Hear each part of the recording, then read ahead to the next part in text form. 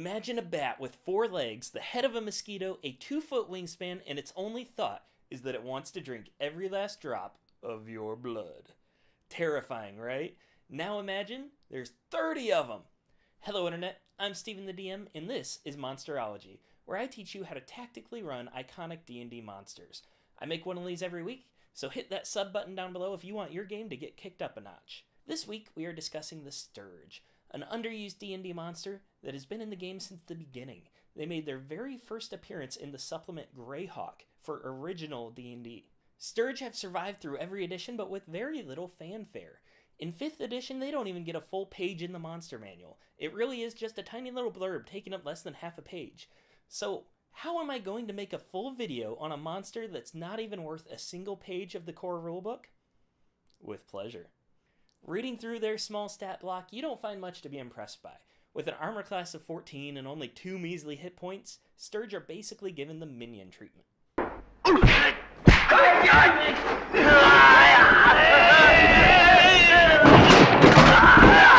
Stirge have a single action titled Blood Drain.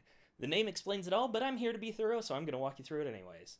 The Stirge attack by piercing the skin of their target with their long proboscis. That's a fun word, right?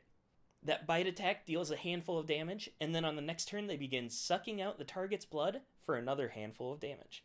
They continue to drain blood for another 1 to 2 turns before detaching and straight up leaving the fight with a belly full of your blood. It's entirely possible that a single Stirge couldn't do enough overall damage to even kill a first level character. The true strength of the Stirge lies in their numbers. Against a 3rd level party of 4 to 5 players, you could throw upwards of 15 Stirge against them for a good challenge, and on average you could probably get about 6 or so of them to attach on the first round, ensuring that they continue to cause automatic damage in later rounds.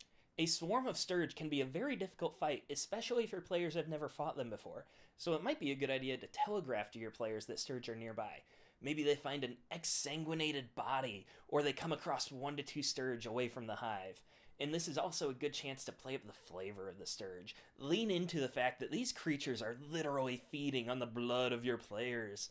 Almost everyone has an aversion to mosquitoes, and it plays in nicely here. Can you imagine how terrifying it would be to be in the middle of a huge swarm of 2-foot-long mosquitoes? That has to have been the plot of a Sci-Fi Channel movie by now, right? Stirge may have low wisdom and low intelligence, but that does not make them ineffective predators.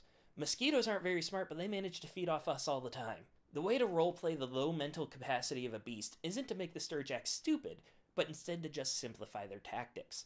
Millennia of natural adaptation and revised editions of D&D has created a creature perfectly designed for a single task, feeding on your adventurers. Met the greatest earthquake ever known.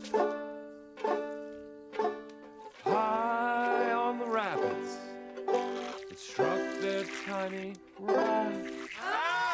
Stirge are not picky eaters. They will attack the closest target, human or animal. If it has blood, it's fair game. But when presented with multiple targets, Stirge do have a few preferences. First, they go for the uncovered flesh. Then they go for anyone in simple clothing.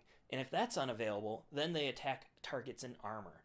Now this does not mean that they will pass by your paladin to get at the mages in the back, but if the mage and the paladin are fairly close, or there's an unarmored barbarian nearby, they'll find those characters to be the juicier targets. Literally. Stirge tend to swarm. They don't mind sharing a victim because there's plenty of blood to go around.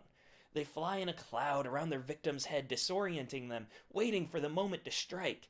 And once the Stirge have chosen their victim, they become obsessive, sucking out every last drop of blood before moving on. Don't bother having the Stirge use hit-and-run tactics. When you only have 2 hit points, it's just extra upkeep for you as a DM during the combat, and it really only helps your players by provoking more attacks of opportunity. Any sort of area effect can be devastating to your bloodsuckers as well, so you have 2 options really. Keep the Stirge spread out, or cluster your Stirge together in a place your players won't want to target, and that means right up in their faces. The Stirge's best defense is to stay as close as possible to a player.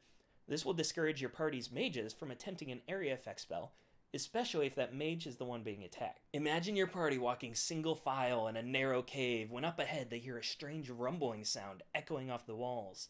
The sound grows in intensity and the players can feel a draft blowing through. When up around the corner, 36 Stirge begin barreling through, swarming the players who have nowhere to hide.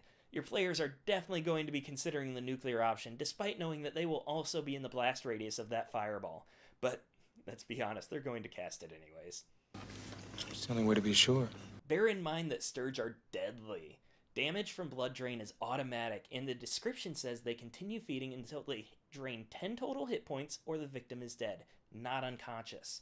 That's right, when you use Stirge, the rules say you need to attack a player while they're down. You're not an evil DM, you are a fair, unbiased judge following the rules as written, and you take absolutely no joy in the fact that you are being forced, yes, forced, to kill a player. It is entirely out of your hands, and Gary Gygax is smiling fondly down upon you for your dedication to the sanctity of the screen. At higher levels, you're going to be throwing literally dozens of these bloodsuckers at your party.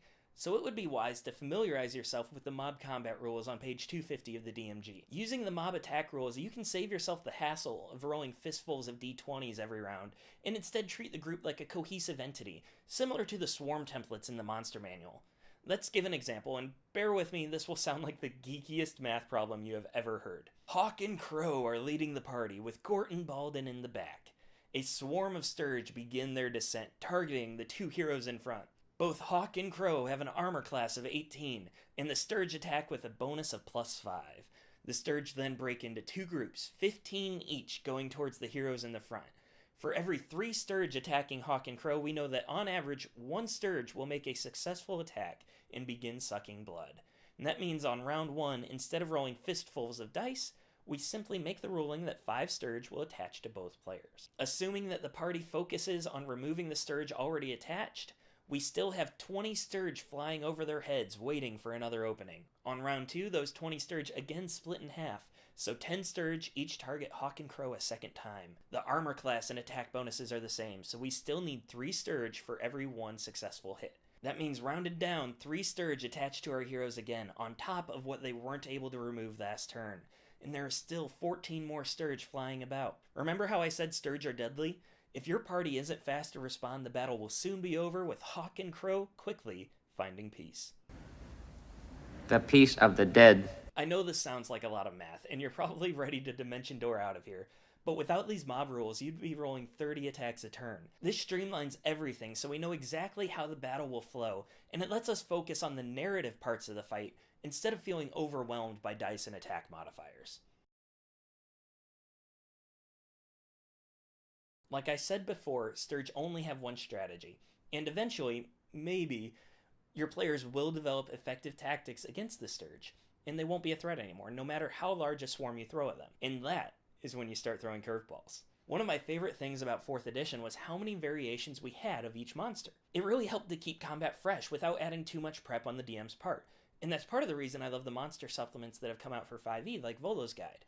I really hope they continue creating monster variants for us in future supplements, because it makes our prep so much easier. Luckily, our current edition of D&D also actively encourages DMs to modify monsters. The DMG has great guidelines to follow to figure out challenge ratings, but I think by the time you need variations on monsters, you really don't need to bother figuring out what the challenge rating is.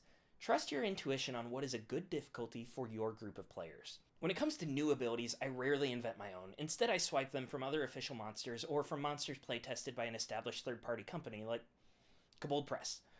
That's not an advertisement. I like their books, but I received no payment or support from Kobold Press for saying this. In fact, I don't receive much payment at all for these videos, so hit that sub button and give me a thumbs up so I know you like me. When you start to brew up some variants, think about what themes fit nicely with the Stirge's blood drain ability. For instance, maybe the Stirge could cause paralysis while it feeds. And for this, I would probably design some sort of dire Stirge, something that's extra large with maybe 30-some hit points, and then I'd steal the poison ability from the Carrion Crawler. A small tweak that fits the Stirge nicely and can really improve the narration of combat is to give your Stirge Blood Frenzy, which confers advantage against any creature without full hit points. If a player has been previously wounded or already has a Stirge attached, the rest of the swarm gets worked into a frenzy by catching that scent of blood. Ollie, class is gonna give!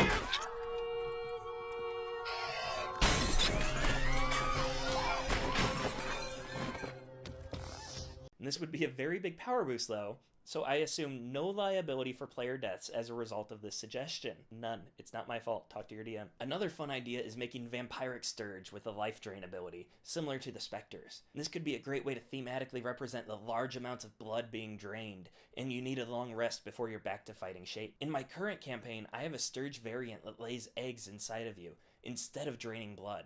They cause non-lethal damage, leaving you unconscious if you fall to 0 hit points. A player bitten by these Stirge is then diseased, with large welts showing at the bite's location. In a few days, the eggs hatch into a swarm of insects that feast on the victim. Remember that when you add in these abilities, you're making Stirge much, much deadlier, so you won't have massive swarms anymore. And with less Stirge in the fight, it's a good idea to give them a few extra hit points for survivability. Get creative with it, and don't be afraid to try new things. You can always tweak the difficulty mid-combat. Let me know what awesome variants you've designed in the comments down below, and if you have suggestions for future videos, find me on Twitter at StevenTheDM.